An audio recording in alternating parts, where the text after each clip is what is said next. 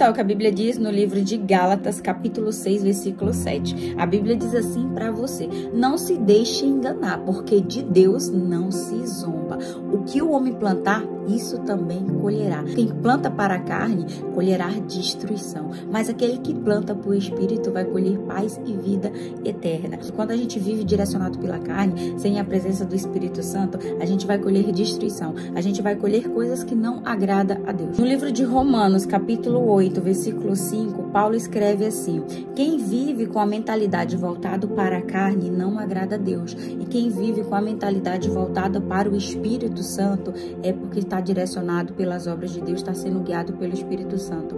Ou seja, o que faz a gente viver para agradar a carne, para os desejos da carne, e para viver pelo Espírito tem a ver com a nossa mentalidade. A partir do momento que a nossa mentalidade ela é transformada, aí sim a gente passa a ser direcionado. Enquanto isso, a gente vive pelas obras da carne, a gente vive por desejo, a gente vive por impulsos, a gente vive para satisfazer os desejos carnais, a gente vive para satisfazer os desejos terrenos, mas isso não agrada a Deus, porque a mentalidade de quem vive pelo Espírito é para viver para agradar a Deus. A mentalidade da carne não, a mentalidade da carne, Paulo escreve que é inimiga de Deus. Paulo escreve que aquele que vive sobre o domínio da carne não está debaixo da lei de Deus, mas está debaixo da lei que desagrada a Deus. Então que a gente possa viver para agradar o Espírito. Já no livro de Gálatas, capítulo 5, versículo 16, Paulo diz assim: não viva para os desejos da carne, não viva para a carne, mas viva pelo Espírito, porque a carne deseja tudo que é o contrário ao Espírito,